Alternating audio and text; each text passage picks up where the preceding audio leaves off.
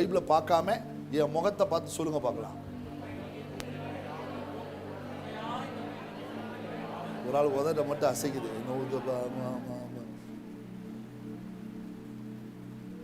அதாவது அப்படிலாம் செய்ய வேணாம். நான் சொல்கிறேன், ஒரு தடவை படிச்சுட்டு கூட சொல்லுங்க. ஆமாம், ஒரு தடவை படிச்சிருங்க, ஒரு தடவை படிச்சிருங்க. இப்போ வசனத்தை சொல்லுங்க. தம்மை நோக்கி கூப்பிடுகிற யாவருக்கும், உண்மையாய் தம்மை நோக்கி கூப்பிடுகிற யாவருக்கும் கர்த்தர் சமீபமாய் இருக்கும். சர்ச்சு முடிஞ்சோடனே ஒருத்தர் பேசுறீங்களே, அவரை பேசுகிறப்ப இப்படி ஒரு வேர்டை அவங்களுக்கு போட்டு விடுங்க, ரொம்ப நல்லா இருக்கும். புரியுங்களா? இப்போ நம்ம இந்த முக்கியமான வசனத்தை நோக்கி போவோம். என்ன இதில் ஸ்பெசிஃபிக்காக ஒரு கிளாரிட்டியாக, ஒரு ஹைலைட்டாக, ஒரு மெர்க்குரியாக தெரிகிறது என்னன்னு கேட்டிங்கன்னா, அந்த உண்மையும் சமீபமும் தான்.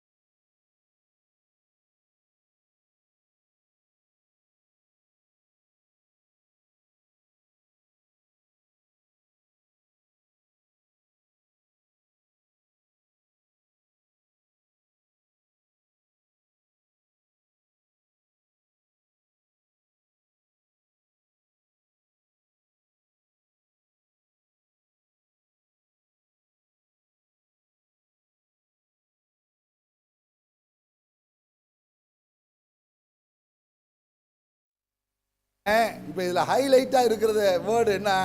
உண்மையும் சமீபமும். சொல்லுங்க பார்க்கலாம். அவ்வளோதாங்க. கடவுள் கூப்பிடுற காக்கை குஞ்சுகளுக்கு கூட ஆகாரம் கொடுக்கிறார். கூப்பிடுற எல்லாருக்கும் அவர் உதவி செய்கிறார், தேவையை சந்திக்கிறார். அவர் எல்லாம் தாம் படைச்ச எதையும் பட்டினியாக விடுறதில்லை, படைச்ச எதையும் பாதுகாக்கமாகவும் விடுறதில்லை. எவ்வளோ பெரிய சூறாவளி புயல்லாம் அடிக்குது அமெரிக்காவில், முதல்ல கூடாது. புயலில் கார் தான் மறக்குது, மனுஷன் பறந்ததாக பார்க்கவே முடியல. எல்லா மனுஷனையும் காப்பாற்றுறாரு. எவ்வளோ பெரிய அலைகள் எழும்பி வருது, அதிலெல்லாம் மனுஷனை காப்பாற்றுறாரு. எவ்வளவோ மனிதனுக்கு கடவுள் பாதுகாப்பும் உதவியும் பட்சமாக எல்லாமே செய்கிறார். கடவுள் ஒரு மனிதனோட இருக்கிறதுனால அவன் கடவுளோட இருக்கிறான்றதுடைய அறிகுறி இல்லை. இதைத்தான் உங்களோடு நான் விளக்க விரும்புகிறேன். திரும்பவும் சொல்லுகிறேன், கடவுள் ஒரு மனிதனோடு இருக்கிறதுனால அந்த மனிதன் கடவுளோடு இருக்கிறான் என்ற அர்த்தம் இல்லை. புரிந்து கொள்ளுங்கள். 3 வருஷம் சீசர்களோடு தான் கர்த்தர் இருந்தார். இருந்தவங்களாம் எப்படிப்பட்டவங்கன்னு உங்களுக்கே தெரியும். கூட 3 வருஷம் படைச்சவர்கிட்டயே இப்படி பிராடு பயெல்லாம் இருந்திருக்காங்க பாருங்க. படைச்சவர்கிட்டே அவிவிசுவாசமாக இருந்திருக்காங்க, படைச்சவர்கிட்டே சந்தேகப்படுறவன்டா இருந்திருக்காங்க, படைச்சவர்கிட்டயே காசில் பேசுகிறாங்க. இதுக்கெல்லாம் இவ்வளோ செலவாகுமே, இன்னும் இவன் அவுத்து கொடுக்க போகிற மாதிரி. புரியல? இதை கட்டுறதுக்கெல்லாம் இவ்வளோ செலவாகுமே அப்படின்றான். புரியல? மறுதளிக்கிறவன், காட்டி கொடுக்குறவன், இத்தனை இந்த 12 பேரோட தான் ஜீசஸ் இருந்தார். என்னங்க சத்தமாக சொல்லுங்க, இப்படி சொல்லுங்க. உங்கள் வீட்டில் இருக்கவங்க எல்லாரும் உத்தமர்களா? வீட்டில் இருக்க எல்லாருமே கர்த்தருக்குள்ளார எல்லாம் கரெக்டாக இருக்காங்களா? சொல்லுங்க பார்க்கலாம். இத்தனை இருந்தாலும் அதுக்கு பேர் என்னது? குடும்பம். சொல்லுங்க, வாயை திறந்து சொல்லுங்க. குடும்பம். குறையே இருந்தாலும் அது பேர் என்னது? குடும்பம். கரையே இருந்தாலும் அது பேர் என்னது? குடும்பம். சண்டையே இருந்தாலும் அது பேர் என்ன? குடும்பம். அதனால எல்லாரும் ஒரே மனதும் ஏக சிந்தையும் ஏக மனதும் உடையவர்களா ஒன்றையே சிந்திச்சுட்டு இருக்கவங்களா இருக்கிறாங்க. நீங்க ஒரு நல்லதை சிந்திச்சீங்கன்னா கெட்டதை சிந்திக்கிறதுக்கு இன்னொரு ஆள் எழுப்பி வருது. புரியல? நீங்க நல்லதை செய்யலாம் நினைச்சா அதை தடுக்கிறதுக்கு ஒரு ஆள் என்ன செய்யுது? வருது. வெளியே இல்லை, வீட்டுள்ளாரையே. அப்படின்னு இருக்கும் பொழுது நம்ம எல்லாம் குடும்பமாக தான் இருக்கிறோம், நம்மலாம் கிறிஸ்துவுக்குள்ளார ஒன்னா தான் இருக்கிறோம். இருப்பினும் உண்மையற்ற நிலை இருக்கிற இடத்துல தேவன் அருகில் இருப்பது இல்லை. உண்மையற்ற நிலை இருக்கிற இடத்துல தேவன் அருகில் இருக்கிறதில்லை. ரியாலிட்டியும் டிரான்ஸ்பரண்ட் லைஃபும் இல்லாத மனிதனோடு தேவன் உறவு கொள்வது இல்லை. உறவாய் இருக்கிறார், உறவு கொள்வது இல்லை. திரும்பவும் சொல்கிறேன், உறவாய் இருக்கிறார், உறவு கொள்வது இல்லை. சொல்லுங்க, உறவு கொள்வது இல்லை. கொள்வது இல்லை. இப்ப இந்த உண்மை இருக்க மனுஷன் பார்த்தீங்கன்னா ஒரு உரிமை இருக்கும். பார்த்துருக்கீங்களா? அந்த உண்மை இருக்க மனுஷன் ஒரு உரிமை இருக்கும். நீங்கள் நல்லா கவனிச்சுட்டே வாங்க. உங்கள் வீட்டில் ஒரு நல்ல ட்ரூத்ஃபுல் மேன் இருப்பாங்கன்னா அவங்க தான் ரைட்ஸை ஒரு நாள் விட்டு கொடுக்கவே மாட்டாங்க. தன்னுடைய உரிமையை விட்டு கொடுக்கவே மாட்டாங்க. உரிமை கோராமல் இருக்கவும் அந்த உண்மையை விட மாட்டாங்க. இப்ப அந்த உண்மையுள்ள மனுஷன் உரிமை கோருகிறான்றதுக்கு நான் வேதத்தில் கண்டுபிடிச்ச சில இடங்களை நான் உங்களோடு கோடியிட விரும்புகிறேன். நான் இப்போ முன்னாடி பேசினேன், இந்த யோசேப்போடு ஆண்டவர் இருந்தார், தாவீதோடு ஆண்டவர் இருந்தார்னு ஆவியானவர் வேதத்தில் எழுதி வச்சிருக்கிறார். இப்போ அவங்களோட இருந்தார்ன்றதுக்கு காரணம் என்னன்னு கேட்டிங்கன்னா, அவங்கள்ட்ட இருந்த உண்மை நிலை தான். அவங்கள்ட்ட இருந்த இல்லைங்க, அப்படியே உஷ்ண வேலையில் 3 புருஷர்களும் ஆபிரகாமுடைய கூடாரத்தை கிராஸ் பண்ணுறாங்க. ஆபிரகாமுடைய கூடாரத்தை கிராஸ் பண்ணுறப்ப ஆபிரகாம் அவங்கள பார்த்துவிட்டு அந்த பொட்ட வெயிலில் இப்படி உத்து பார்த்துவிட்டு 3 பேரும் தேவ தரிசனம் பெற்றவர்கள், தேவ தூதர்கள் என்பதை அறிந்து கொண்டு வேகமாக ஓடி போய், வாங்க வாங்க, என் வீட்டில் சாப்பிடாமல் நீங்கள் போகக்கூடாது அப்படின்னு சொல்லும்போது, இல்லைப்பா நாங்கள் வேகமாக போக வேண்டியிருக்குது. இல்லை இல்லை, எங்கள் வீட்டில் சாப்பிட்டுட்டு நீங்கள் போங்க, நீங்கள் சாப்பிட்டுட்டு எங்கே வேணாலும் போங்கன்னு சொல்லி வீட்டில் உடனே ரெடி பண்ணி, மாவை ரெடி பண்ணி, அங்கே இதை கண்ணுக்குட்டி தானடா மதக்கூட ரெடி பண்ணி அடித்து மதக்கூட எல்லாம் சாப்பிட்டு கூப்பிட்டு எல்லாம் ரெடி பண்ணி அவங்கள வயிறு ஃபுல்லாக சாப்பிட வச்சு, அந்த உஷ்ணம் இறங்கி சாயங்காலம் ஆகும்போது அவங்க அந்த இடத்த விட்டு புறப்பட்டு வெளியே போகிறவங்க சொல்கிறாங்க, நான் செய்கிறத ஆபிரகாமுக்கு மறைப்பேனோ, நான் செய்கிறத ஆபிரகாமுக்கு மறைப்பேனோ. ஏன் அவர் மறைக்காமல் ஆபிரகாம்கிட்ட சொன்னார்? அவன் உண்மை உள்ளவனா தான் சந்ததிக்கே இதை சொல்லுவான்.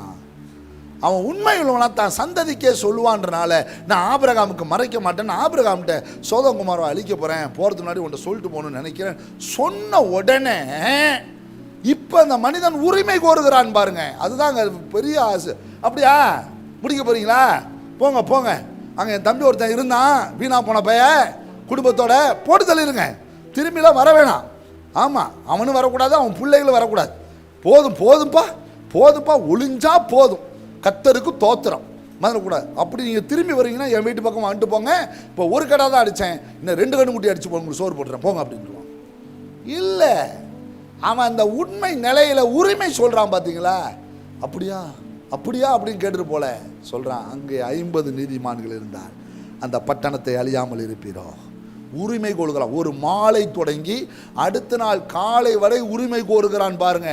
யாரால நிற்க முடியும்? Stand before the lord truthful மேனால மட்டும்தான் அந்த இடத்துல நிற்க முடியும். வேற யாராலையும் நிற்கவே முடியாது, நிற்கவே முடியாதுங்க. ஒரு ட்ரூத்ஃபுல் மேன், ஒரு ஃபெய்த்ஃபுல் மேனால மட்டும்தான் before the front of the Lord, ஆண்டவருக்கு முன்பதாக நிற்க தகுதி உள்ளவன், உண்மை உள்ளவன் மாத்திரம் தான் உரிமை கோர முடியும். எல்லாராலும் முடியாது, எல்லாராலும் முடியாது. ஒரு எப்படி செய்வாங்கன்னா, ஏதோ கேட்கணும்னு கேட்பாங்க. என்னது? ஆண்டவரே அசாம அழிச்சிடாதீங்கப்பா, அசாம தொடுங்க இயேசுவின் நாமத்தில். அவன் அப்படிலாம் இல்லை. 50லேருந்து இன்னும் நீங்கள் வேர்டுக்குள்ளே ஆழமாக போய் பாருங்க. தூசியும் சாம்பலுமாகிய நான் பேச துணிந்தேன். துணிகரம் வேற, துணிதல் வேற. அதான் ரைட்ஸ்.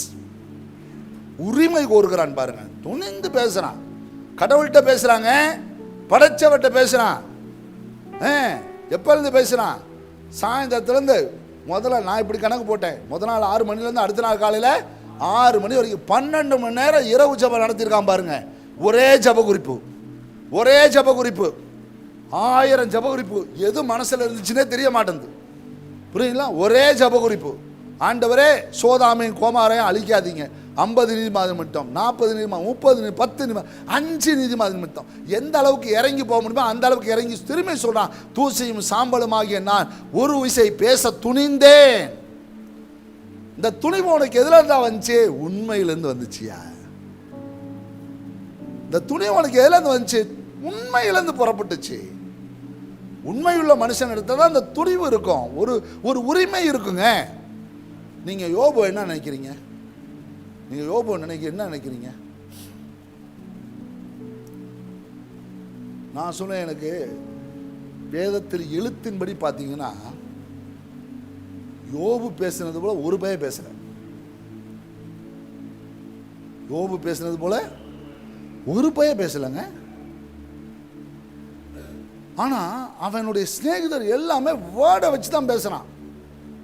காடை வச்சு, காடு, வேர்டு, சத்தியம், கட்டளை, பிரமாணம், இதை வச்சு தான் பேசுறான். ஆனா யோபு கிளைமிங் எல்லாமே ஆண்டவர் மேலதான். நான் பிறக்காம இருந்தா நல்லா இருந்திருக்கும். ஆமா, சூரியன் படாத உதிரா பிண்டத்தை போல நான் அழிந்து போயிருந்தா நல்லா இருக்கும். ஆமா, மஞ்சக்கரும் வெளுக்கரும் கெட்டு போச்சுன்னா எப்படி இருக்கும்? அப்படி இருந்தா நல்லாமா இருந்திருக்கும். என்னெல்லாம் சொல்றான் பாருங்க. அவர் என்னை கண்டுகொள்ளவில்லை, அவர் என்னை விட்டு விட்டார், நான் ஒரு பாவியான மனுஷன் போல ஆகிவிட்டேன், என்னிடத்தில் என்ன குற்றத்தை அவர் கண்டார், என்னிடத்தில் என்ன அநியாயம் அவருக்கு முன்னாடி வந்து நின்னது, என்னை பற்றி எவன் அவர் இடத்துல வந்து குறை என்னெல்லாம் பேசுறான்றீங்க. நம்மளாம் கண்ணை முடிச்சா அவ்வளோ பெரிய நீதிமானா மோளை போடுறாம அவனை அப்படின்னு இருப்போம். இவ்வளோ பேசுறாங்க. அவர் ஒரே வார்த்தையில் முடிச்சுட்டாரு, என் தாசனாகிய யோபு பேசினது போல ஒருவனும் நிதானமாய் பேசி இந்த 4 பேரை கொண்டதிருக்க வச்சுட்டு, என் தாசனாகிய யோபு பேசினது போல. நான் ஒரு 30 முறை அந்த இடத்த படிச்சிருக்கேங்க. எனக்கு இன்ன வரைக்கும் விளங்கலைங்க. ஆனால் இன்னைக்கு காலையில் தாங்க விளங்குச்சு. உண்மையுள்ள மனுஷனை அவர் தற்காத்து இடும்ப செய்கிறவனுக்கு பூரணமாய் பதில் அளிப்பாரா. பாருங்க, அவன் உண்மைக்கு அவன் பேசின வார்த்தையெல்லாம் அவர் காதுக்கு பெருசாவே சொல்லுங்க. உண்மைக்கு அவன் பேசின வார்த்தையெல்லாம் என்னதான் ஆண்டவரை அவன் பேசியிருந்தாலும் ஆண்டவருக்கு அது பெருசா தெரியவே இல்லை. ஆனா யோபுவ பேசினாங்க பாத்தீங்களா, அதால அவரால் ஏற்றுக்கொள்ள முடியல. அதுதான் உண்மை நிலைக்கு காரணம். நீ உண்மையா இருந்தீன்னா உன்னை எவன் பேசினாலும் விட மாட்டார். சொல்லுங்க, சொல்ல மாட்டேன்றீங்களே. நீ உண்மையா இருந்தீனா உன்னை எவன் பேசவும் விட மாட்டார். அவன் வாய அடப்பார், அடப்பார், வாய அடப்பார், காதை அடப்பார், கை காலம் ஒட்டச்சு போட்டுவார் மூளையில மதுரக்கூடாது. ஏன்னா உண்மை உள்ளவனை அவர் தற்காக்கிறார். ஹல்லேலூயா. எனக்கு இந்த பகுதியை படிச்சதுலேருந்து, ஆண்டவரே அவங்க எல்லாம் நல்லது தானே ஆண்டவர் சொன்னாங்க, அவங்க மனசில் பட்டது தானே சொன்னாங்க, இந்த மனுஷன் அவ்வளோ ஆத்திரத்தில் இவ்வளோலாம் பேசுகிறானே, எல்லாமே அதாவது தூக்கியும் வைக்கிறான், கீழே இறக்கியும் போடுறான், எல்லாம் பேசுகிறான். இத்தனையும் பேசுனவன் பார்த்து, என் தாசனாகிய யோபு பேசினது போல நீங்கள் நிதானமாய் பேசுங்க.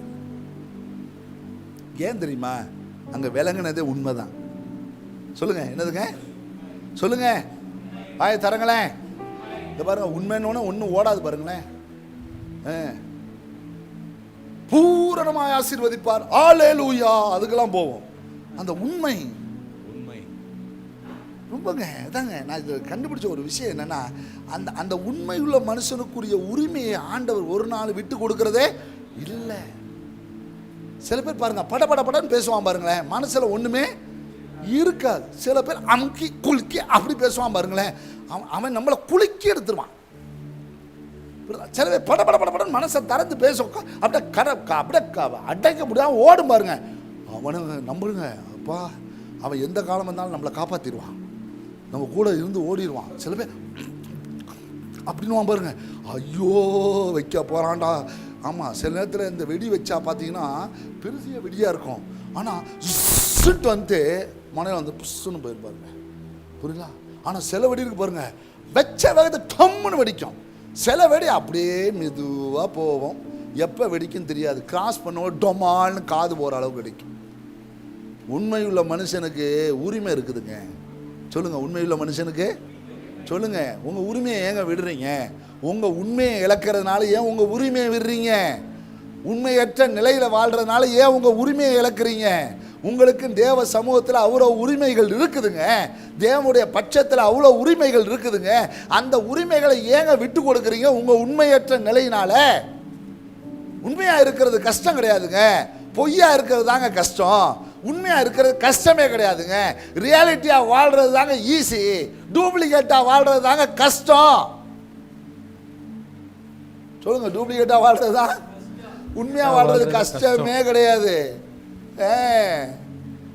உண்மையாக வாழ்றது கஷ்டமே கிடையாது. எனக்கு உண்மையாக அந்த யோபுடைய அந்த முதல் அதிகாரத்தில் இருக்க அந்த 15 வசனங்கள் தான் ரொம்ப அருமையாக பிடிக்கும். அந்த மனுஷனுடைய உண்மை என்னன்றதை அந்த முதல் அதிகாரத்தினுடைய 15 வசனங்கள் அவ்வளோ திட்டமும் தெளிவுமா அவ்வளோ அழகாய் போதிக்கிறது. ஒரு ஆபிரகாமுடைய உண்மை நிலையை வேதம் அழகாய் போதிக்கிறது. ஒரு நோவாவுடைய உண்மை நிலையை வேதம் அழகாய் போதிக்கிறது. ஒரு தாவீதுடைய உண்மை நிலையை நாங்கள் தப்பு செஞ்சிட்டாங்க, தாவீது தப்பு செஞ்சிட்டாங்க, புரியுங்களா? தப்பு செஞ்சதுனால இன்னைக்கு ஆண்டவர் தாவீதின் குமாரன் இல்லைன்னு போயிட்டாரா? சொல்லுங்க. ஏன் ஏன்? உண்மை நிலைக்கு வந்துட்டான். உண்மை நிலைக்கு வந்துட்டான். அவன் அந்த இடத்த விட்டு நேராக உண்மைக்கு வந்துட்டான். நாத்தான் தீர்க்கதரிசி வந்து சொல்றான், யாரா அவன்? என்ன நீ தாண்டா அவன்? என்ன போட்டா முழங்காலு, அழுதான் ஜெபம், அழுகுறான். 51 சங்கீதம் ஒரு தாவீது அரசன் செய்த பாவத்தை அப்படியே சித்தரித்து காட்டுகிறது. எங்கெந்தெல்லாம் பாவம் வந்துச்சுன்னு சொல்றான் பாருங்க. நானோ துர்க்குணத்தில் உருவானேன், என் தாயோ பாவத்தில் கர்ப்பம் தரித்தான்னு சொல்லி பாவத்துடைய உறைவிடத்தையே சொல்லிட்டு வரான். சொல்லி எங்க அந்த முடிச்சு தன்னை முழுவதும் அர்ப்பணிக்கிறான். பார்த்தீங்களா? அந்த ரியாலிட்டி தாவீதை தற்காத்தது. அந்த உண்மை தாவீதை காப்பாற்றியது. அந்த உண்மையினால தான் கர்த்தரிடத்தில் நெருங்குறான்.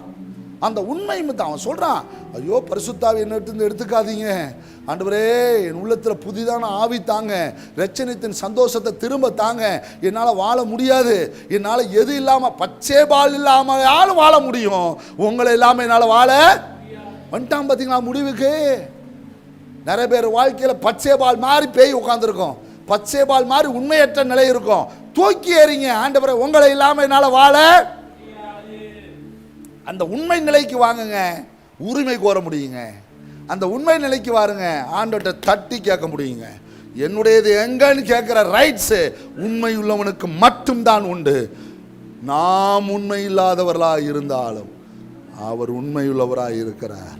அவர் தம்மை தாமே மறுதலிப்பது இல்லை, தம்மை தாமே மறுதலிப்பது இல்லை. ஒரு உண்மை நிலையை கொண்டு வாங்க, ரியாலிட்டியை கொண்டு வாங்க.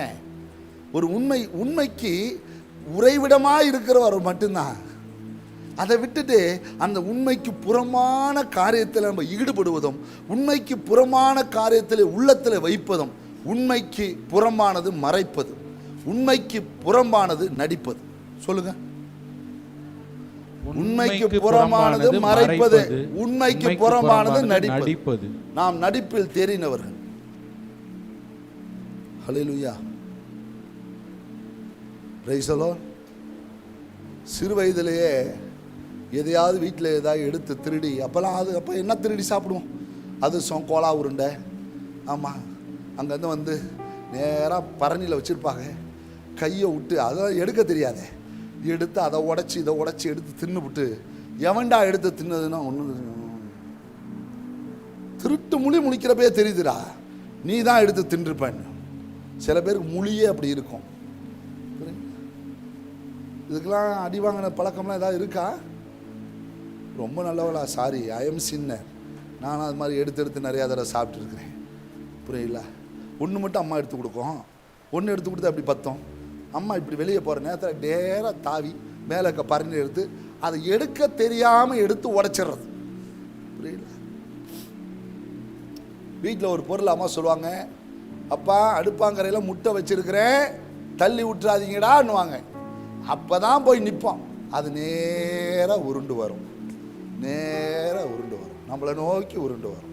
சரி அதை தள்ளி வைப்போன்னு சும்மா இப்படி தான் தள்ளுவோம். நேராக செவுத்தில் போய் ஒரு அடி அடித்து அது தானாகவே உடஞ்சோன்னு அந்த இடத்த விட்டு எஸ்கேப் ஆகிருக்கும். அம்மா வந்து பார்ப்பாங்க, முட்டையை உடைச்சவன் யாருன்னு வாங்க. நம்மளா இருந்துட்டோம்னா பிரச்சனை இல்லை, நம்ம உடனே என்ன சொல்லுவோம், அம்மா அவன் தாம்மா போனான் அப்படின்னு. மறைப்பதும் நடிப்பதும் நமக்கு கைவந்த கலையாக போய்விட்டது. இதெல்லாம் பார்க்குறப்ப எனக்கு ரொம்ப பொறாமையாக இருக்குது. நீங்களாம் என்னை போல் இல்லையே, அப்படியே அம்மா கையில் கொடுத்த பலகாரத்தை மட்டும் சாப்பிட்டுட்டு அப்படியே படுத்துருவீங்க போல இருக்கு. பாசம் உங்களை காட்டில் நாங்கள மோசமாக அட்டகாசம்லாம் பண்ணியிருக்கோம். ஒரு முறை நானும் என் தம்பி விளாண்டுட்டு இருக்கும்போது கல்லை கட்டி விளாண்டுட்ருக்கோம். அப்படியே விளாண்டுட்டு இருக்கும்போது அவன் பார்த்தீங்கன்னா ஏதோ திரும்ப ஏதோ என்ன ஒம்பளுத்துருக்கான். நான் அப்படியே பார்த்தேன், அவனை விடுறதில்லடா, இன்ட்டியா விளாட்ற அப்படின்னு என்ன பண்ணேன், போய் அப்பா சேவ் பண்ணுற பிளேட் எடுத்துகிட்டு வந்துட்டு உட்காந்துட்டு இப்போ ஏற்றுன்னு மேலே வெட்டி விட்டேன். நேராக அவன் காலில் வந்து விழுந்துச்சு. விழுந்த வேகத்துக்கு இந்த முனையிலேருந்து அந்த பக்கம் போய் ஓரமாக போய் இப்படி உட்காந்துட்டேன். அவன் நோண்டிக்கிட்டே வந்த, அம்மா பாருமா பீட்டு அறுத்து கல் விழுந்துருச்சுமா அப்படின்னா. எங்கள் அம்மா செய்தியெல்லாம் சேகரிப்பவர்கள், சாயந்தரம் அப்பா வரும்பொழுது சொல்வதற்காக. அதனால் எல்லாத்தையும் சேகரித்து வச்சுருக்காங்க. சாயந்தரம் வந்தோடனே எங்கள் அப்பா கேட்குறாரு, நீ அறுத்து விட்டியா அப்படின்னு கேட்டார். என்னையே பார்க்குற, நீ தான் அறுத்தியா சொல்லுடா, முழிக்கிற சொல்றான். அவன் சொல்ல மாட்டாங்க, அவன் தான் அப்படின்னு சொல்லிட்டு இருக்கும்போது அவன் பின்னாடி நின்றுட்டு அப்படின்றான். இப்போ எப்படி இருக்கும்? உடனே சொன்னேன், அப்பா உடனே நடிப்பை பாருங்க, அப்பா நான் அறுக்கலாம் தான்ப்பா எந்திரிச்சு, அது கை பட்டுருச்சுப்பா, விழுந்துருச்சுப்பா. 2 பேரையும் கூப்பிட்டாரு, டுமால்னு போட்டார். எங்கள் அப்பா பச்சாபாதம் இல்லாமல் அடிக்கிறவர், அடிப்பதில் மட்டும் பச்சாபாதம். 2 பேரையும் மட்டும் அடித்தார். அவர் தெரிஞ்சு போச்சு 2 பேரும் நடிக்கிறாங்க. யோசிச்சு பாருங்க, ஒரு உண்மையற்ற நிலையை நாம் தான் உருவாக்குகிறோம். சூழ்நிலைக்கேற்ப பேசுவதும், சூழ்நிலைக்கேற்ப மறைப்பதும், சூழ்நிலைக்கேற நடிப்பதும் நாம் திறமை என்று எண்ணுகிறோம், உரிமையை இழக்கிறோம். எத்தனை இந்த திறமையெல்லாம் வச்சு என்னத்தை வாழ போறோம்? இந்த திறமை நம்மளை காக்க போதா? இல்லை, உரிமை மட்டும்தான் நம்மளை காக்க போகுது. Price the Lord. அன்னைக்கு ஒரு பாப்பா, சின்னோண்டு பாப்பாங்க வந்துச்சு. அவங்க அம்மா வந்தாங்க, அப்பா வந்தாங்க, எல்லாம் வந்து பேசியிருந்தாங்க. மணியாச்சுப்பா போங்கப்பா, வீட்டில் போய் சமைக்கணும் அப்படின்னு சொன்னோன்னே, இல்லை பாஸ் அண்ணே சமைச்சு வச்சுட்டு வந்துட்டேனே அப்படின்னு அந்த அம்மா அந்த பொண்ணு சொல்கிறா. சொன்னவொடனே இந்த ஓன குட்டி பிள்ளை திரும்பி வந்து, எங்கே நீ சமைச்ச எங்கே சமைச்சோன்னு அவன் வீட்டுக்காரன் வாயை மூடுறான். அது கடிக்குது. அங்கிள் இவங்க சமைக்கல, போகும்போது ஹோட்டலில் சாப்பிட்டுட்டு போவாங்க அப்படின்ச்சு. போகிறவங்கள குத்திக்கிட்டே போகிறாங்க. அந்த பிள்ளைய குத்திக்கிட்டே போகிறாங்க படிக்கட்டில். அந்த பிள்ளை என்னங்க பண்ணுச்சு? அந்த பிள்ளை என்ன பண்ணுச்சுன்னு சொல்லுங்க. அந்த பிள்ளை ஏதாவது தப்பு பண்ணிச்சா? ஏதாவது சொல்லுங்க வாய் திறந்து. நீங்கள் உடனே அந்த பிள்ளைய அப்ரிஷியேட் பண்ணிருக்கணும். ஆமாம், புரியல? இதாங்க, இதை தான் ஆண்டவர் எதிர்பார்க்குறாரு. Price the Lord. சொல்லுங்க, இதுதான் ஆண்டவரே. அந்த உண்மை உள்ள நிலை நிஜஸ்தத்தை கொண்டு வருங்க. ஒரு நிஜஸ்தத்தை கொண்டு வரக்கூடிய அந்த உண்மை நிலையை நம்ம எப்போ காத்துக்கிறோமோ, உரிமையை ஒரு நாள் என்ன செய்ய மாட்டோம்னா விட்டு கொடுக்க மாட்டோம். உரிமையை விட்டு கொடுக்க மாட்டோம். அப்போ அந்த நிலையை விடாதீங்க. அதான் ரொம்ப ரொம்ப முக்கியமானது. பாருங்க, ஆபிரகாம்கிட்ட ஆண்டவர் சொல்றார், லோத்து அவன் உடைமைகள் எல்லாத்தையும் காப்பாற்றி கொண்டு வந்துட்டான். எல்லாத்தையும் காப்பாற்றி கொண்டு வந்து வந்தோடனே ஆண்டவர் சொல்றார், உனக்கு மகா பெரிய கேடகமும் உனக்கு பலனுமா இருக்கிறேன் அப்படின்னு சொன்ன உடனே சொல்றான், அடி எனக்கு என்ன தருவி? நான் பிள்ளை இல்லாமல் இருக்கிறேனே, புத்திர சந்தானம் இல்லாமல் இருக்கிறேனே, என் வீட்டு வேலைக்காரன் விசாரணை கத்தனாக இருக்கிறானே, எனக்கு என்னத்தை தருவீர்? அவன் கேட்டது தப்பான்னு கேட்டீங்கன்னா தப்பு இல்லைன்னு. யார்கிட்ட கேட்டான்? படைச்சவட்ட கேட்டான். அவன் உரிமையை கேட்குறாங்க. நீங்க வாக்கு தத்தத்தில் உண்மையாக இருந்தது போல அந்த வாக்கு தத்தத்தை பிடிச்சு கொடுறதுல நான் உண்மையாக இருந்தேன். இன்னைய வரைக்கும் உங்களுக்கு உண்மையாக நடக்கிறேன். அந்த உண்மையில நான் இன்ன வரைக்கும் மாறல. அப்ப அந்த உண்மையில இருக்கும் பொழுது என் உரிமையை நான் கேட்கறதுல தப்பே இல்லை. அதனால தெய்வம் பாருங்க, அவனை உடனே அந்த சோர்வு நிலையில, வாடா கூடாரத்தை விட்டு வெளியே வாடா, வானத்தை அண்ணாந்து பாடுறா, நட்சத்திரத்தை என்ன கூடுமானா என்னடா, உன் சந்ததி இவ்வனமா இருக்கும் சொல்லி அவனை பிளஸ் பண்ணும் பொழுது வசனம் சொல்லுது, ஆபிரகாம் கர்த்தரை விசுவாசித்தான், அது அவனுக்கு நீதியாக எண்ணப்பட்டது. ஒரு அழகான வார்த்தைங்க அதெல்லாம். ஒரு மனுஷனுடைய உண்மை உரிமை கோர வைக்கிது பாருங்க, ஆண்டவர்கிட்ட போய் நிற்க வைக்கிது பாருங்க. அதே உண்மையற்ற நிலை 16ஆம் அதிகாரத்துக்கும் 17ஆம் அதிகாரத்துக்கும் இடையில நடக்கும் பொழுது ஆபிரகாமும் தேவனிடத்தில் போய் நிற்கல, தேவனும் ஆபிரகாமை சந்திக்கல 13 ஆண்டுகள். உங்களுக்கு தெரியுமா? ஆகாரை திருமணம் பண்ணின விஷயத்தில் ஆண்டவர் உடன்படவே இல்லை. 13 வருடங்கள். அது சாராயே சொன்னது விஷயமா இருக்கட்டும், பொண்டாட்டியே அவனுக்கு உத்தரவு கொடுத்திருந்தாலும் அதில் தேவன் மறு உத்தரவு கொடுக்கிறவராய் இல்லை. 13 ஆண்டுகள். அங்கே 86 வயசுல இஸ்மாயில் பிறக்கிறான். 99 வயசு வரைக்கும் ஆண்டவர் ஆபிரகாமோடு பேசவில்லை. ஒரு உண்மையற்ற நிலை ஆபிரகாமை சூழ்ந்திருக்கும் பொழுது தெய்வம் அவன் அருகிலேயே வரலங்க. ஆனா உண்மையுள்ள நிலைக்குள்ளார அவன் வந்த பிறகு தெய்வம் அவன் வாழ்க்கைக்குள்ளாரே வந்துடுறாருங்க. ரொம்ப முக்கியம். விடாதீங்க, உண்மையா இருங்க. தேவனிடத்தில் உண்மையா இருங்க. நீங்க தேவனிடத்தில் உண்மையா வாழ பழகிட்டீங்கன்னா யார்ட்டையும் உண்மையா வாழ பழகிடுவீங்க. எனக்கு ஞாபகம் இருக்கு, 1993 ஜெபத்தோட்டத்தில் அந்த கணக்கெல்லாம் பார்க்கணும். அன்னைக்கு என்ன சாமான் ஆகணும் எல்லா கணக்கும் பார்க்கணும். லூசிலாமா தான் எல்லா பொறுப்போம். அது என்ன செய்வாங்க, நான் தான் என்னை போய் நீ வாங்கிட்டு வா, இதை வாங்கிட்டு வா, இதை வாங்கிட்டு வாங்க எல்லாமே. அன்னைக்கு போய் கணக்கை ஒப்புவிப்பேன். அப்போ அவங்க சொல்லுவாங்க, வச்சிடறா எப்போ பார்த்தாலும் இதை தூக்கிட்டே சுற்றுறேன், போடா வேணா கேட்குறேன்டா அப்படின்ட்டு.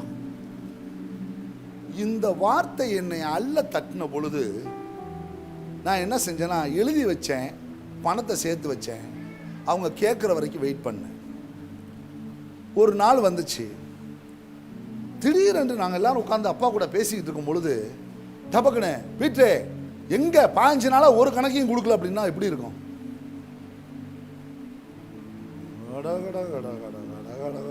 அப்படியே உடஞ்சிருச்சு. அத்தா நீ தானாத்தா சொன்னேன், வச்சிடறான், நான் கேட்குறப்ப குர்றான்னு, இதை எப்படி சொல்றது? அப்படியே உடஞ்சிருச்சு. உட்காந்து எந்திரிச்சு போன மேலே அப்பா சொன்னார், பீட்ரே டே உட்கார, அப்புறம் பார்த்துக்கலான்டான்னு. அம்மா சொன்னாங்க, அவன் போய் எடுத்துகிட்டு வரட்டும், நீங்கள் இப்போ அவனை உட்கார சொல்கிறீங்க அப்படின்னா. நேராக போனேன், எல்லா கணக்கும் எடுத்துருந்தேன், கொடுத்தேன், பணத்தை கொடுத்துட்டேன். எல்லாம் பார்த்துட்டு சரி பணத்தை வச்சுக்கணும். அத்தா வேணாம் தான், கொஞ்ச காலத்துக்கு இந்த ஊழியத்தை முடிச்சு நீங்கள் போகிற வரைக்கும் கொஞ்சம் மன நிம்மதியாக சமாதானத்தோடு புறப்பட்டு எந்த திசைக்கு ஆண்டவர் அனுப்புகிறார் நான் போகிறேன்ப்பா. இன்னைய வரைக்கும் அது எனக்கு ஒரு பெரிய பாடமாக இருந்துச்சு. பிரைஸ் தி லார்ட், அல்லேலூயா. ஜாக்கிரதை. தேவனிடத்தில் அந்த உண்மையற்ற நிலையை நாம் கொண்டு போய் சேர்க்கும் பொழுது தேவன் தன்னுடைய உண்மையுள்ள நிலையினாலே நம்முடைய நிஜத்தை வெளிப்படுத்துகிறார். சொல்லுங்க, நான் சொன்னது அழகா சொல்லுங்க பார்க்கலாம். நாம் நம்முடைய உண்மையற்ற நிலையிலே தேவனிடத்தில் போய் நாம் சேரும் பொழுது தேவன் தன்னுடைய உண்மையுள்ள நிலையிலே நம்முடைய நிஜத்தை நமக்கு வெளிப்படுத்துகிறார். புரிஞ்சா இல்லையா? என்ன சொன்னேன்னு சொல்லுங்க பார்க்கலாம். என்னுடைய உண்மையற்ற நிலையில தேவனிடத்திற்கு போறேன், ஹல்லேலூயா ஆனந்தமே அப்படி எல்லாம் பாடுறேன், ஸ்தோத்திரம் பண்றேன், எல்லாம் செய்கிறேன். அந்த நிலையில அவர் உண்மையுள்ளவராயிருந்து என்னுடைய நிஜத்தை வெளிப்படுத்துறார். அப்படின்னா என்ன? பீட்டர் ஆக்ட் பண்ற, மாய்மாலம் பண்ற, மறைக்கிற அப்படின்றத அப்படியே கண் முன்னாடி பிரதிட்சயமா கொண்டு வைக்கிறார். அப்பதான் நம்மளால அவர் சமூகத்துக்கு பக்கத்தில் நிற்கவே முடிய மாட்டாங்க. கண்டுபிடிச்சிட்டாரு, நம்ம நிலையை அறிஞ்சிட்டாரு. அப்படின்றதுனால ஒதுங்குகிறோம், தள்ளுகிறோம், தூரமாகிறோம், ஒளித்து கொள்ளுகிறோம், மறைத்து கொள்ளுகிறோம். நம்மாலே அவரை தரிசிக்க முடியவில்லை.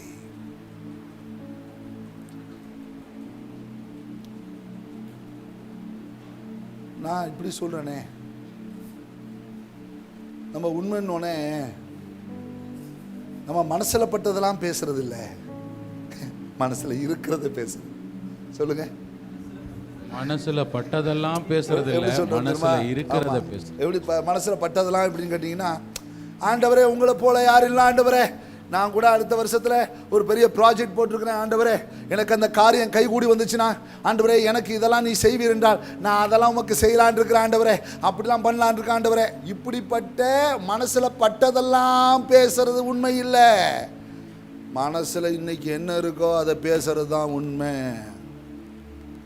எத்தனை பேர் மனைவிட்ட சண்டை போட்ட நேரத்தில் ஆண்டவர் சமூகத்துக்கு போயிட்டு, ஆண்டவரே அவள் சண்டை போட்டாலும் நான் சண்டை போட்டுருக்க கூடாது அப்படின்னு சொல்லி ஆண்டவர்கிட்ட சொன்னவங்க எத்தனை பேர்?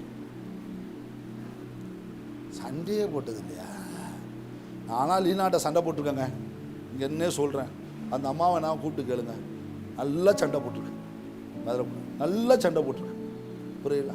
ஆண்டவர்கிட்ட போய் சொல்லியிருக்கேன், ஆண்டவரே நான் சண்டை போட்டேன், அவளை ரொம்ப திட்டேன், என்னை மன்னிங்க ஆண்டவரே, ரொம்ப பேசிட்டேன், நான் பேசியிருக்க கூடாது, என்னை மன்னிங்க ஆண்டவரே, நான் ஆண்டவர்கிட்ட கேட்டிருக்கேன். ஓ, என் சபையில் இவ்வளோ நல்லவர்களாக இருக்காங்கன்னு எனக்கு தெரியவே இல்லையா? டைரக்ட் ஹேவன், படிக்கட்டே இறங்க மாட்டீங்க, எப்படி நேராக போயிருவீங்க பாருங்க மேலே. பாஸ்டர் நீங்கள் சொல்கிறதெல்லாம் ப்ரைமரியாக இருக்குது பாஸ்டர், எங்கள் லெவல் செகண்டரி லெவல் பாஸ்டர், அடித்து பேத்துருவோம்ல நாங்கள், நீங்கள் இந்த சின்ன லெவலே சொல்கிறீங்க. இல்லைங்க, நான் ஆண்டவர்கிட்ட அப்படி தாங்க பழகிருக்கிறேன். என்னிடத்துல ஒரு பலவீனம் இருந்தாலும் நான் அவரிடத்துல தான் போய் சொல்லியிருக்கிறேன். என்னிடத்துல ஒரு சுகவீனம் இருந்தாலும் முதல்ல என் மனைவிட்ட சொன்னதில்லை, என் ஆண்டவர்கிட்ட தான் போய் சொல்லியிருக்கிறேன். என்கிட்ட ஒரு குறைவே இருந்தாலும், என் வீட்டில் ஒரு குறைவே இருந்தாலும் முதல்ல அவர்கிட்ட தாங்க போய் சொல்லியிருக்கிறேன். ஏன்னா நான் மனசில் பட்டதை சொல்கிறவன் இல்லை, மனசில் இருக்கிறத சொல்கிறவன். சொன்னதை சொல்லுங்க, யாராவது பேச மாட்டேன்றீங்க பாஸ்டர், இப்படிலாம் லாங் சப்ஜெக்ட் டீப் சப்ஜெக்ட்லாம் கொண்டு போகாதீங்க, கொஞ்சம் அப்படியே போக்கா அழைச்சிட்டு போங்க, எங்களை அப்படியே போக்காடு மாதிரி அப்படியே கூட்டு போங்க, வெட்ட தான் முடியும். ஆமாம், இப்படியே போக்காடு மாதிரி அப்படியே அணைச்சி கிணச்சி மார்போடு அணைப்பாரே. ஒரு நாள் அந்த பாட்டை பாடியிருக்கணும். நிஜஸ்தராக இருப்போம், அவர் நமக்கு நிஜமாக இருப்பார். நிஜஸ்தராக இருப்போம். தானியேல பாருங்க, நல்ல சாப்பாடு கிடைச்சிச்சுங்க. அவன் சொல்லிட்டான், சாப்பாடு எனக்கு முக்கியம் இல்லைடா, எங்கள் நாட்டுக்கு போகணுண்டா, அதான்டா எங்களுக்கு முக்கியம். நம்மளால் சோறு கண்டாட சோறு கண்டு உட்காந்துருவான். அவன் சாப்பாடு முக்கியம் இல்லைடா, பருப்பு சோறை போடுறான்ட்டான். பருப்பு சோறை போட்டால் எல்லா பேரும் இழைச்சி போயிருவீங்களா? அடே நாங்கள் இழைக்க மாட்டேன்டா உர்றா அப்படின்ட்டான். அவன் உண்மையில் ஒரு கெசட்டில் போய் ஒரு மனுஷன் ஒரு ராஜாவின் அடுத்த ஸ்தானத்தில் போய் ஒரு யூதம் போய் உட்கார்றான்னா அந்த இடத்துல போகிற இடத்துக்கு அவன் எவ்வளோ உண்மையுள்ளவனாக இருந்திருக்கணும். உண்மைதாங்க அவனை தற்காத்துச்சு. ராஜாவை தவிர யாரையும் கும்பிடக்கூடாதுன்னு சொன்ன போது, ராஜாவே வாழ்க, ராஜாவே வாழ்க, ராஜாவே வாழ்க அப்படின்னு பாடினானா ராஜா சொல்லியிருப்பான், என்னை போன்ற என் வீட்டை போன்ற ஒரு பெரிய அரண்மனையை தானியேலுக்கு கட்டுங்கள், தானியேல் இங்கே வாழட்டும், அவன் சந்ததி இங்கே இருக்கட்டும், தானியேலை போன்ற ஒரு முகஸ்துதி மனிதனை நான் பார்த்ததே இல்லை என்று சொல்லியிருப்பான். அவன் ராஜாவே வாழ்கன்னு சொல்ல, இயேசு ராஜாவே வாழ்க, நேராக போயிட்டான் ஜெபம் பண்ண. இப்போதான்டா முத்திரையில் கையெழுத்து போட்டான். ஆமாம், எங்கேயா போகிறான் அவன்? ஜெபம் பண்ண போகிறான். ஏய், எவ்வளவு தைரியம்! தைரியம் இல்லை, உரிமை. அவன் பாடு போயிட்டு இருக்கான். எங்கேயா போகிறான் அந்த ஆள்? மாடியில் ஏறி ஏய் ஏய் ஏய் ஃபோட்டோ பிடிக்கலாம், ஃபோட்டோ பிடிக்கலாம். ஏய் பாரு, மாடியில் உட்காந்துருக்காயா? ஏய் எங்கே பாரு, ஜெபம் பண்ணுறான்டா. விடக்கூடாது. ராஜாவே 3 நேரம் ஜெபம் பண்ணிட்டு இருக்கான். நீங்கள் இவ்வளோ சொல்லியும் கையெழுத்து போட்டோம், இந்த பைய மேலே ஜெபம் பண்ணிட்டு இருக்கான். என்ன செய்ய போறீங்க? நீங்கள் என்ன சட்டம் ஏற்றுனீங்களோ அதுபடி செய்யுங்க. அவன் ஆராதிக்கிற தேவன் அவனை கப்பு வைக்க வல்லவராக இருக்கிறார். உண்மை தற்காக்குங்க, உண்மை தற்காக்கும். நான் சொல்லுகிறேன், நீங்கள் உண்மை உள்ளவளாக இருந்தீங்கன்னா உரிமையை விட்டு கொடுக்கவே மாட்டீங்க. பிரைஸெல்லாம் ஆண்டவர்கிட்ட போய் ஏதாவது ஒன்று தாங்க ஆண்டவரே அப்படிலாம் கேட்க மாட்டீங்க.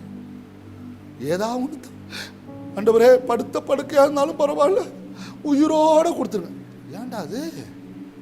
கேட்கறத ஒழுங்கா கேளு, இல்லை சொல்றத ஒழுங்கா சொல்லி அனுப்பு. கொடுத்தா முழுசா கொடுங்க, இல்லைன்னா வேணாம். அதான் உரிமை. சொல்லுங்க பார்க்கலாம்.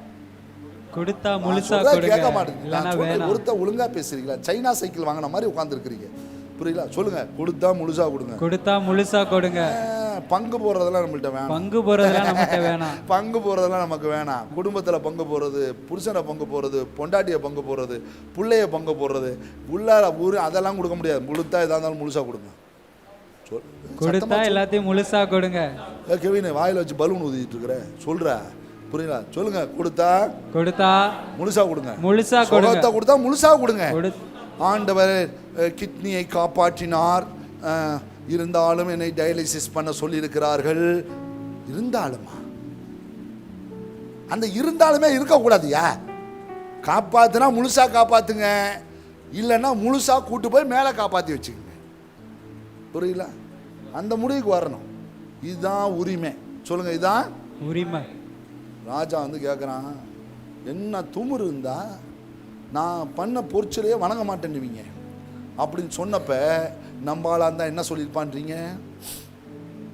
பாஸ்ட் கொஞ்ச நேரத்தில் வெளியே போயிடுவார். அவர் இருந்தாருன்னா தொல்லை, அடுத்த வார பிரசங்கத்தில் கொண்டுருவார். அதனால் கொஞ்சம் போயிட்டோம். சில்வஸ்டர் பாஸ் அட்ஜஸ்ட் பண்ணிக்கலாம், அது பிரச்சனை இல்லை. ஆமாம். ஐயோ, இந்த வினோத் பாஸ் மாதத்தில் 2வது வாரம் தான், அந்த மனுஷன் இதே கேஸ் தான். ஆமாம். ஐயோ, எவனை அனுப்புனாலும் இந்த சாம்சன் இருக்கானே, ஐயோ காட்டி கொடுத்துருவான்.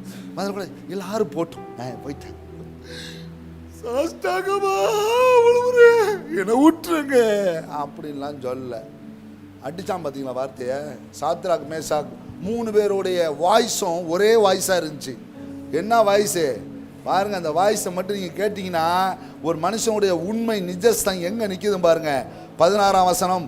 ஆமாம், 3, 16, 17. சாத்ராக் மேசாக் ஆபேத்நேகோ என்பவர் ராஜாவை பார்த்து, நெபுகாத் நேச்சரே, நாங்க த கிங் ஆஃப் பாபிலோன், பெரிய பாபிலோடைய பெரிய சாம்ராஜ்யத்தை கட்டினவங்க நெபுகாத் நேச்சாரு, அவனை பார்த்து இவங்க சொல்ற வார்த்தையை நீங்க நல்லா கவனிக்கணும். இந்த காரியத்தை குறித்து உமக்கு உத்தரவு சொல்ல எங்களுக்கு அவசியம் இல்லை.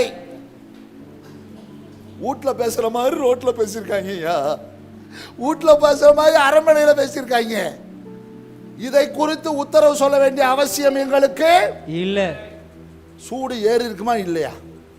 அங்க அப்புறமேட்டு அங்க அவன் உலைய வச்சிருக்கிறதுல சூடு ஏத்துவானா ஏத்த மாட்டானா? இவன் சூடை ஏத்தி விட்டாங்க. உமக்கெல்லாம் உத்தரவு சொல்ல வேண்டிய அவசியம் இல்லை. ஏன் வணங்கணும்? நாங்கள் எதுக்கு உன்ட்ட சொல்லணும்? வணங்க முடியாது சொல்றான். நாங்கள் வழிபடுகிற தெய்வம் எங்களை தப்புவிக்க வல்லவராய் இருக்கிறார். அப்படியே தப்புவிக்காமற் போனாலும் நாங்க அதை வணங்குறது இல்லையா? இதாங்க உண்மையுடைய நிஜஸ்தம். அந்த நிஜஸ்தம் தான் 7 மடங்கு. எத்தனை மடங்குடா? 7 மடங்கு. இவனை ஏற்கனவே சூடேற்றி விட்டாங்க, அவன் இருக்கிறதையும் சூடேற்றி விட்டான். கொண்டு போய் போட்டவன் செத்து போயிட்டான். போட்ட 3 பேரும் உள்ளார சுகமா நடந்துக்கிட்டு இருந்தாங்க. காரணம் என்ன? What about reason? என்ன காரணம்? நிஜஸ்தராக இருந்தார்கள், உண்மையா இருந்தாங்க. அந்த உண்மை நிலவரம் அவங்களை காத்துச்சு. நான் சொல்றேன், அந்த உண்மை தானுங்க ஒரு வாய்ஸை ரைஸ் பண்ண சொல்லுது. உண்மை இல்லாதவனுடைய வாய்ஸ் ரைஸ் ஆகாது பாருங்களேன். அப்படியே சும்மா ஓடுவான், ஆனால் கொஞ்ச நேரத்தை புஷ்ஷுன்னு போயிடும். ஆனால் உண்மை இருக்கவனுடைய வாய்ஸை ரைஸ் பண்ணுவான் பாருங்க, அந்த ரைஸில் உண்மை வெளிப்படும்.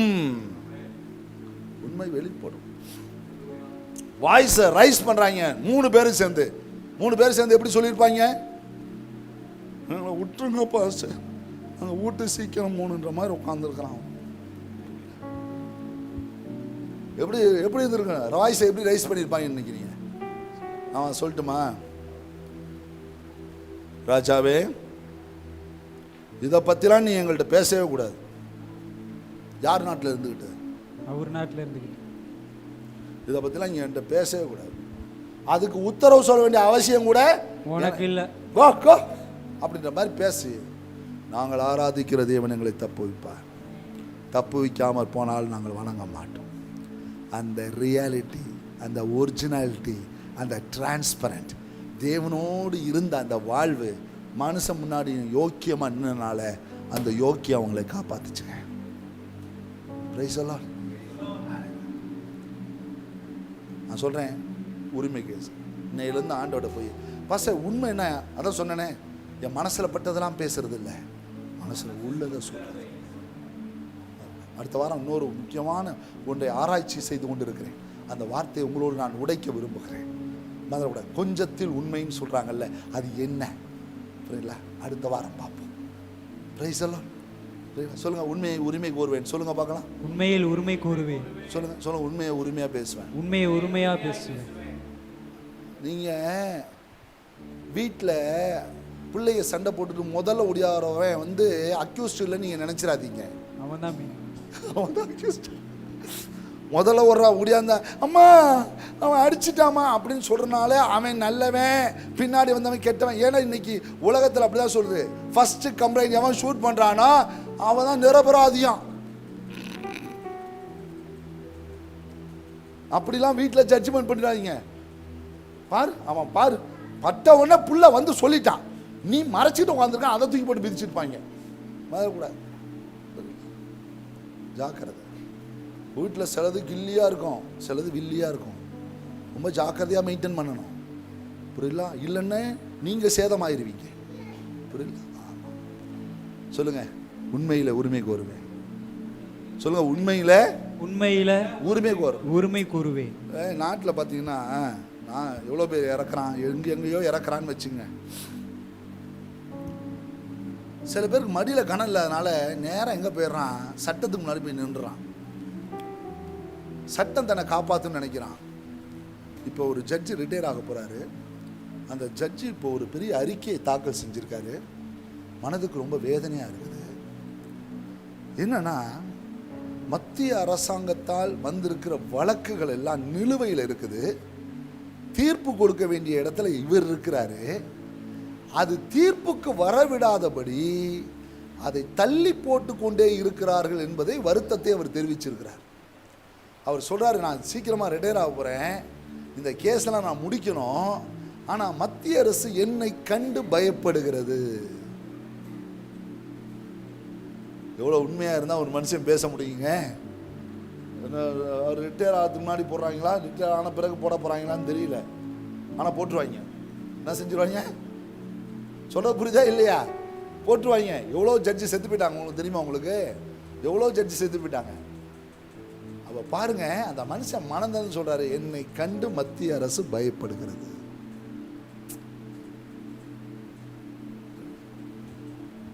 நீங்க சொல்லுங்க, ஆண்டவரே உங்க சமூகத்தில் வரப்பெல்லாம் என்னுடைய உண்மை நிலையை நான் தற்காப்பேன். மனதில் பட்டதை சொல்லுகிறவன் அல்ல, என் மனதுக்குள் இருக்கிறதை சொல்லுகிறவனாக இருப்பேன். ஹல்லேலூயா. உரிமையோடு வருவேன். சொல்லுங்க, என்ன வருவேன்? ஆமாம். புரியல? ஏன் ஏன் எனக்கு ஏன் எனக்கு ஏன் ஏன் ஜனத்துக்கு, ஏன் என் குடும்பத்துக்கு, ஏன் என் சந்ததிக்கு, ஏன் என் இனத்துக்கு கேட்கக்கூடிய உரிமை உண்மையுள்ளவனுக்கு மட்டும்தான் இருக்குது. அதுக்கு பதில் சொல்ல வேண்டிய கடமை தேவனுக்கு இருக்கிறது. Price the Lord. விடாதீங்க. சொல்லுங்க, நான் சொன்னது சொல்லுங்க. நான் உண்மையாக தான் பேசிக்கிட்டு இருக்கிறேன், ப்ராஃபஸியாக தான் பேசிக்கிட்டு இருக்கிறேன். நீங்கள் சொல்லுங்க, ஆண்டவரே நான் உங்களுக்கு முன்னாக மன உண்மையாக தான் நடக்கிறேன். நான் செஞ்சதையும் சொன்னேன், செய்கிறதையும் சொன்னேன், இனி செய்யக்கூடாதையும் சொன்னேன். உங்கள்கிட்ட டிரான்ஸ்பரண்ட்டாக இருந்தேன், உரிமையோடு நிற்கிறேன். ஆண்டவரே ஒரு நாளும் மனுஷர் முன்பதாக என்னை மணிமடிவாக்காமல் என் தேவனுடைய கடாட்சிப்பை நான் பார்க்க எனக்கு உதவி செய்யுங்க. எத்தனை மனிதர்கள் எழும்பினாலும் கர்த்தருடைய நீதி மட்டும் நிலைத்திருக்கணும். Price the Lord. இதற்கு தான் காத்திருக்கிறேன். ஹல்லேலூயா. உண்மையோடு இருங்க, கர்த்தர் உங்களை பிளஸ் பண்ணுவார். ஹல்லேலூயா. உண்மையோடு இருங்க, உண்மையோடு போங்க, மறந்துடக்கூடாது. அதுக்காக தினம் போய் நான் ஒரு பாவி, நான் செய்த பாவங்கள் பல்லாயிரம், டெய்லி பல்லாயிரம் பாவம் சொல்லியிருந்தா பாஸ்டர் தான் டிரான்ஸ்பரண்டாக இருக்க சொன்னார். அதனால் நான் டெய்லி போய் பாவிட்டு. சமீபத்தில் ஒரு பாஸ்டர் பேசிட்டு இருக்கும்போது சொன்னார், நம்ம ஆர்சியில் பாவம் மன்னிப்பது பண்ணுறதுக்காக ஃபார்ட்ட போவோம். அவர் சொல்கிறார், நான் வாரம் சொல்லி ஒரே மாதிரி சொல்லிட்டோம், இந்த தடவை ஒரே மாதிரி சொல்லிடுவான் இனிமேட்டு அப்படின்னு சொல்லிட்டு கொலையை தவிர எல்லாம் செஞ்சுட்டேன். என்னது என்னங்க? கொலையை தவிர எல்லாம் செஞ்சுட்டேன் அப்படின்னு வரான். ஃபாதர் சொல்லுவார், 2 அருள் இந்த மந்திரம் 2 பரலோகத்து மந்திரம் சொல்லிட்டு போ அப்படின்ட்டு வார். புரியல? கொலையை தவிர மற்றதெல்லாம் செஞ்சுட்டேன். கொலை வாரம் இதான் என்னதுங்க? அதனால டெய்லி காலையில் போய் நான் ஒரு பாவி அப்படின்னா பார்ப்பார், இவனை திருத்தவே முடியாது. ஐயா, உண்மையா வாழணும்னு நினைக்கிறவன் உண்மைக்கு புறம்பானதை தன்னை விட்டு விலக்குவான். ஹல்லேலூயா. உண்மையாய் தேவனோடு இருக்க விரும்புகிறவன் இன்றைக்கு செய்ததை நாளைக்கு செய்ய மாட்டான். தேவனிடத்திலே வெளியரங்கமாக இருக்கிறவன் நாளைக்கு மறைக்க மாட்டான். Praise the lord. ஹல்லேலூயா. புரிகிறதா? விளங்குகிறதா? உங்களை விட்டு விடட்டுமா? அப்போ எழுந்துருங்க. பாரு, விட்டு விட முதல்ல தலையாட்டு சில்வஸ்டர் தான். அவன் தான் சொல்ல, விட்டுருப்பா போதும். ஹல்லேலூயா. Thank you Jesus. வானாதி வானங்கள் கொள்ளாதவரே, வார்த்தையால் வர்ணிக்க கூடாதவரே, ஓயாமல் புகழ் நான் பாடுவேன் என்றுமே என்றுமே என்றென்றுமே. வானாதி வானங்கள் கொள்ளாதவரே, வார்த்தையால் வர்ணிக்க கூடாதவரே, ஓயாமல் புகழ் நான் பாடுவேன் என்றுமே என்றுமே என்றென்றுமே. ஹல்லேலூயா ஹல்லேலூயா ஆமென். ஹல்லேலூயா ஹல்லேலூயா ஆமென். ஹல்லேலூயா ஹல்லேலூயா ஆமென். ஹல்லேலூயா ஹல்லேலூயா ஆமென். பரலோக கவனத்தை ஈர்க்க வேண்டுமே, அப்பாவும் கண்களில் கிருபை வேண்டுமே, எப்போதும் என் அருகே நீர் வேண்டுமே, நீர் வேண்டும் நீர் வேண்டும் நீர் வேண்டுமே. பரலோக கவனத்தை ஈர்க்க வேண்டுமே, அப்பாவும் கண்களில் கிருபை வேண்டுமே, எப்போதும் என் அருகே நீர் வேண்டுமே, நீர் வேண்டும் நீர் வேண்டும் நீர் வேண்டும். கைகளை உயர்த்தி ஹல்லேலூயா ஹல்லேலூயா ஆமென். ஹல்லேலூயா ஹல்லேலூயா ஆமென். ஹல்லேலூயா ஹல்லேலூயா ஆமென். ஹல்லேலூயா ஹல்லேலூயா ஆமென்.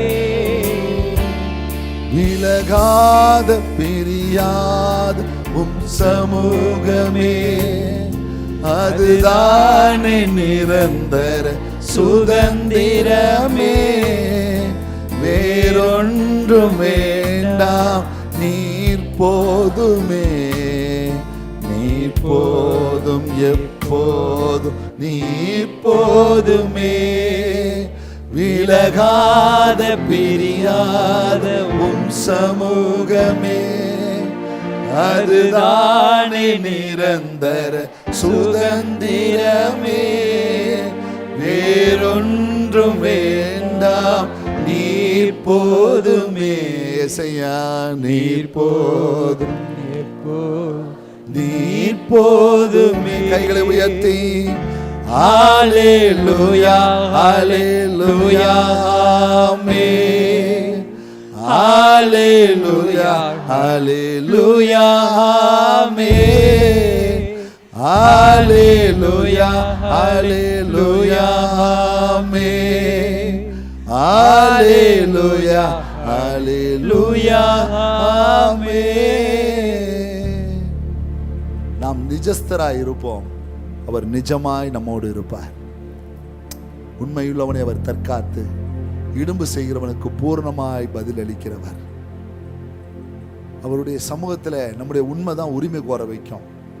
உண்மையற்ற நிலை நம்மை மறைத்து கொள்ளும், ஒளித்து கொள்ளும், தேவனை விட்டு பிரிக்கும், தூரப்படுத்தும், ஆராதிக்க விடாது, ஜெபிக்க விடாது, வேதம் வாசிக்க விடாது, எல்லாம் பேச சொல்லும், பாட்டெல்லாம் கேட்க சொல்லும்.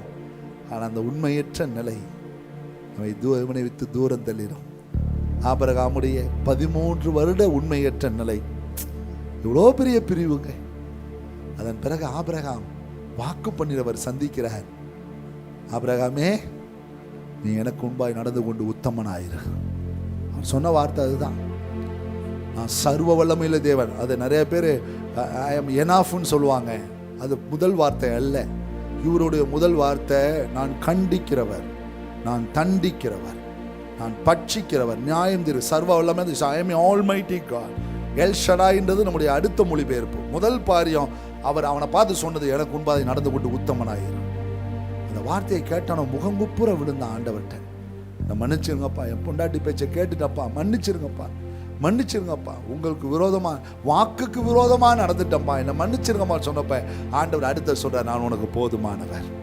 நான் போதுமானவர்ரா. உனக்கு புள்ள தருவேன்னு சொன்னவர் நான் போதுமானவர். உனக்கு எதிர்காலத்தை கொடுக்கன்னு சொன்ன நான் ஏன் உன் உரிமையை நீ விட்டு கொடுக்குற? அப்போ கேட்டியே என்னை பார்த்து, அப்போ பார்த்து எனக்கு பார்த்து கேட்டி, ஆண்டவரே அடி எனக்கு என்ன தருவேன்னு கேட்டில்ல, இப்போ ஏன் அந்த இடத்த விட்டுட்டேன்னு கேட்குறார். இப்பயும் உங்களை பார்த்து ஆண்டவர் கேட்குறார், நீ உண்மையாக தான் வந்த, உண்மையாக தான் வந்த. மற்ற மனிதர்களை பார்த்து, மற்ற சூழலை பார்த்து உன் நிஜஸ்தத்தை விட்டுட்டு இன்னைக்கு அலைஞ்சிக்கிட்டு இருக்கிற, உன் நிஜஸ்தை விட்டுட்டு அலைஞ்சிக்கிட்டு இருக்கிற.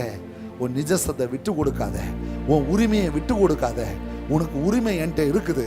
நீ உண்மையோட டிரான்ஸ்பரண்டா என்கிட்ட வந்து பேசு. நான் உன் உண்மைக்கு, உரிமைக்கு நிச்சயமா பூரணமா பதிலளிக்கிற தெய்வமா இருக்கிறேன். ஹல்லேலூயா. தகப்பனே, இந்த நல்ல காலை நேரத்தில் பேசின நல்வார்த்தைகளுக்காக நன்றி. எங்களோடு இடைப்பட்ட வார்த்தைகளுக்காய் நன்றி. என்னோடு பேசின வார்த்தைகளுக்காய் நன்றி. மாயையும் பொய் வசனிப்பையும் உனக்கு தூரப்படுத்துன்னு வசனம் சொல்லுது. மாயையும் பொய் வசனிப்பையும் உனக்கு தூரப்படுத்து. அது உன்னை தற்காக்காது. நாணம் உன்னை தற்காக்கும், வசனம் உன்னை தற்காக்கும், உண்மை உன்னை தற்காக்கும். அந்த இடத்துக்குள்ளார நாங்கள் வர எங்களுக்கு உதவி செய்யுங்கப்பா. ஒரு நாள் உங்க சமூகத்தில் வரப்படலாம் ஆண்டவரே, எங்க நிஜஸ்தத்தை வெளிப்படுத்துறவங்களா இருக்க உதவி செய்யுங்க. குறை இருந்தா எஸ்லாம் என்கிட்ட குறை இருக்கு, என்ன மன்னிங்கப்பான்னு சொல்றதுல தப்பே இல்லை. அவர் தகப்பேன், அவர் தகப்பேன். நம்மளை ஒரு நாள் விட்டு கொடுக்க மாட்டார், ஒரு நாள் நம்மளை புறக்கணிக்க மாட்டார். அவர் அதுதான் விரும்புறார். ஒரு அப்பா சொன்னாரு, ஏன் என்கிட்ட 2 பிள்ளை இருக்காங்க, ஒரு பிள்ளை மறைக்கும், ஒரு பிள்ளை எதையும் ஒழிக்காது. தப்பு செஞ்சுட்டான்னு என்கிட்ட வந்து சண்டையே போடுவான். எனக்கு அவனை பார்த்தா மட்டும் ரொம்ப பிடிக்குங்க. அவனுக்கு ஒழிக்க தெரியாது, மறைக்க தெரியாது. செபிங்க பிள்ளைகளை, கையை வைத்து செபிங்க.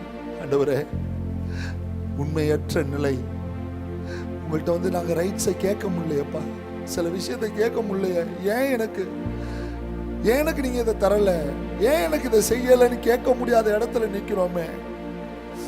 அந்த உண்மையற்ற நிலையை மன்னிங்க ஆண்டவரே, மன்னிங்க ஆண்டவரே. நீர் நிஜமா இருக்கிறது போல, நீ நிஜஸ்தரா இருக்கிறது போல நான் நிஜமா வாழ்ற ஒரு இருதயம் வேணும்பா. நிஜமில்லாத நிழல் வாழ்க்கை வேண்டாம், மாய்மால வாழ்க்கை, நடிப்பு வேண்டாம்ப்பா. உங்க சமூகத்துல எனக்கு உதவி செய்யுங்க ஆண்டவரே, எனக்கு உதவி செய்யுங்க. இந்த வசனத்தை கேட்ட ஒவ்வொருத்தருக்கும் உதவி செய்யுங்க. அவர்களோடு என்னோடு பேசுங்க, இந்த வாரம் முழுவதும் பேசுங்க, இடைப்படுங்க. ஆவியானவருடைய ஒத்தாசைக்காக காத்து நிற்கிறோம். உதவி செய்யுங்க ஆண்டவரே, வழி நடத்துங்க. உங்களுடைய பிள்ளைகள் ஒவ்வொருவரையும் பலப்படுத்தி நடத்துங்க. இயேசுவின் நாமத்தில் பிளஸ் பண்ணி அனுப்புகிறோம் நல்ல பிதாவே. நாத்துமாவே கர்த்தரை ஸ்தோத்திரி, முழுவதுமே பரிசுத்த நாமத்தை ஸ்தோத்திரி. நாத்துமாவே கர்த்தரை செய்த சகல உபகாரம் மறவாது. ஆமென். பிதாவாகிய தேவனுடைய அன்பும் கர்த்தராகிய இயேசு கிறிஸ்துவின் கிருபையும் தூய ஆவியானவருடைய அன்பின் ஐக்கியமும் பாதுகாப்பும் பராமரிப்பும் நம் அனைவரோடும் உலகம் முழுக்க சகல பரிசுத்தவான்களோடும் சதா காலம் இருப்பதாக. ஆமென். ஹல்லேலூயா, ஹல்லேலூயா. God bless you, God bless you, God bless you. Praise God, praise God.